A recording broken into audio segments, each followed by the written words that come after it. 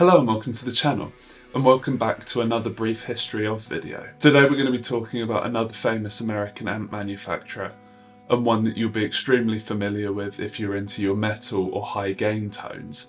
I am of course talking about Peavey. Although maybe not as popular an amp manufacturer as someone like Marshall or Fender, guitarists that play Peaveys generally do love these amps, and you will have at least no doubt heard of them even if you haven't played one yourself. But let's talk a little bit about its history. So to start off with, we need to go back to the 30th of December 1941, which was when Hartley Peavey was born. Of course, he would go on to become the founder of Peavey and give his name to the brand. It wouldn't be until 1961 that he would build his first amplifier, but even back then it featured the distinct jaggedy Peavey logo that we know today, the logo of which he designed during high school. It would be in 1965 in Meridian that he would officially start Peavey. At this sort of time, most musical gear, and amplifiers especially, were expensive, and they were also built in large cities like LA and New York. Hartley's goal was to build simple, reliable and affordable amplifiers and try and undercut the market, with a distinct focus on working musicians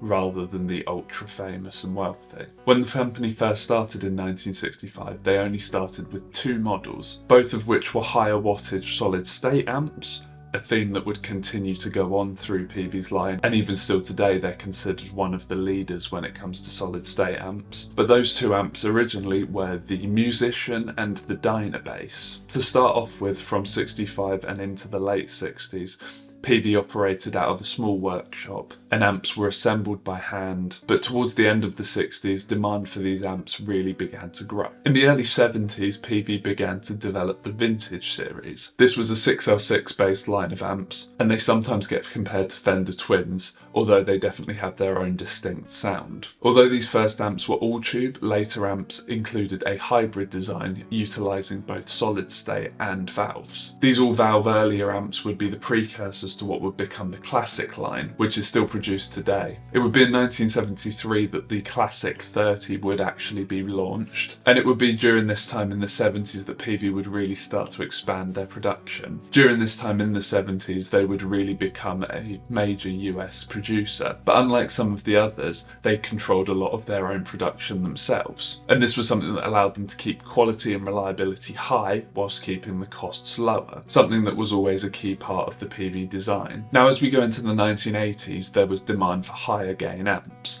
and that would see the introduction of amps such as the Butcher and the VTM. Rock and hair metal and that sort of thing really drove this demand. And it would also be in 1980 that Peavey would release what is, to me, their most iconic solid state amp, that being of course the Bandit. If you want a more in-depth and detailed look at the whole history of that specific amp, then make sure you go and check out this video afterwards. The other thing to mention during the 80s is that they would also enter into building PA systems and professional audio equipment. And it would be at some point in this period as well that the large-scale Mississippi factory would really see development. Moving forward into the 90s, and again we would see more demand for higher gain amps.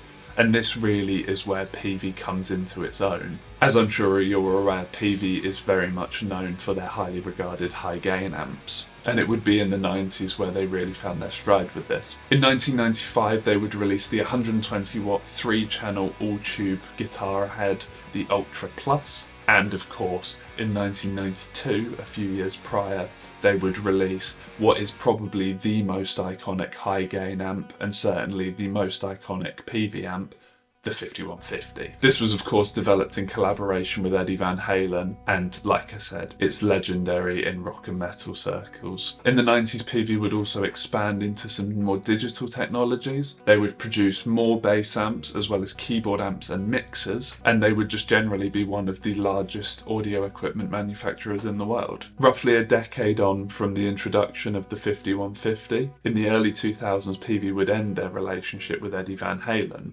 and this would lead to the 5150 line of amps being renamed to the 6505. It would also be in the early 2000s, in 2002 to be specific, that Peavey would release another one of their very well-known high gain amps, the Triple X, often compared to the Mesa Rectifier. The early 2000s would see Peavey shift some of their production overseas in an attempt to always keep those costs low, and they continued to focus on sound reinforcement and installed audio, as well as continuing to produce a number of different guitar and bass amps. And really that starts to bring us up to modern day. And in a time where a lot of people are switching over to digital and getting more technology heavy, Peavey seem to mostly be sticking to their guns, which is something I absolutely respect.